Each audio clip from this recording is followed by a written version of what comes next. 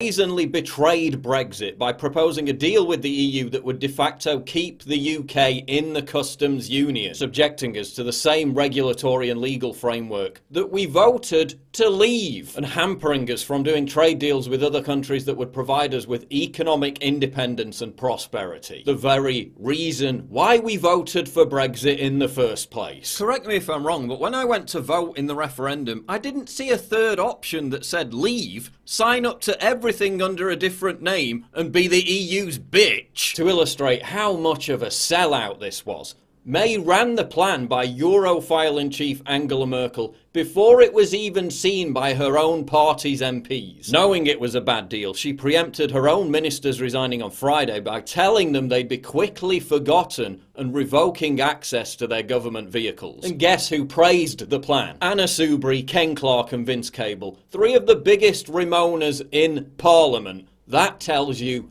everything. As we warned all along, Brexit is being betrayed. Theresa May and her negotiators have cowed and rolled over to the EU at every turn. Her prime negotiator is a Remainer who in his Oxford days was a Soviet fanboy who defended Stalin and implied communism was preferable to capitalism. At this point, they're taking the piss. So what happens next? Well, Boris and Davis have indicated that they resigned not to force Theresa May out, but to force her to revise her disastrous Brexit plan, which, given that she's had 2 years to craft it and has delivered what Boris himself called a giant turd, sounds like a forlorn hope. It's time for Theresa to go.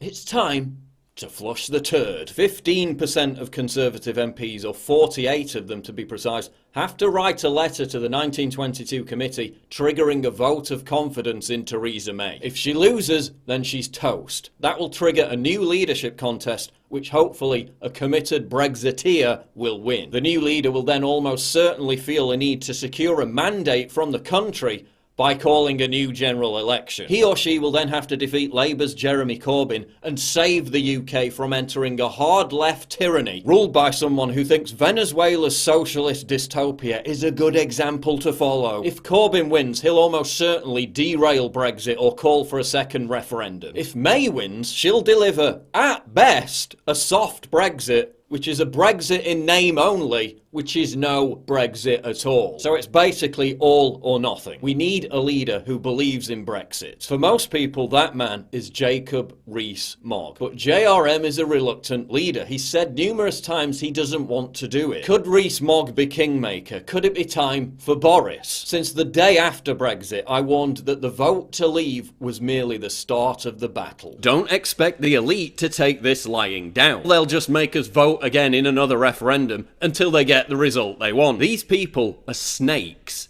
Don't think the battle is won. It's only just beginning. Theresa May is surrounded by establishment globalists who share the very same attitude that sold us out to the EU in the first place. The very backstab that Margaret Thatcher warned us about. There'd be no European Central Bank accountable to no one, least of all to national parliaments.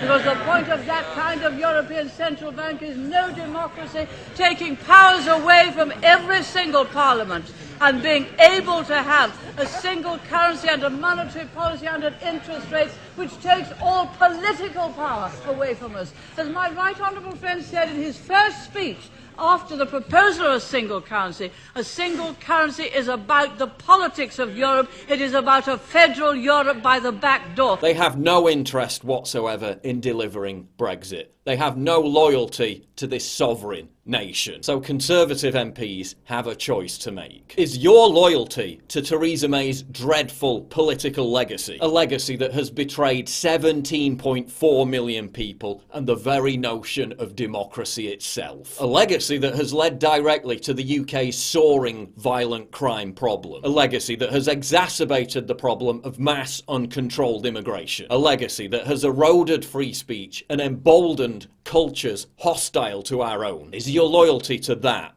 worth more than your loyalty to your country? Is it worth more than your loyalty to the sanctity of democracy? Is your legacy going to be about how you sold out to Brussels, or how at this pivotal moment in UK political history you stood up for Great Britain?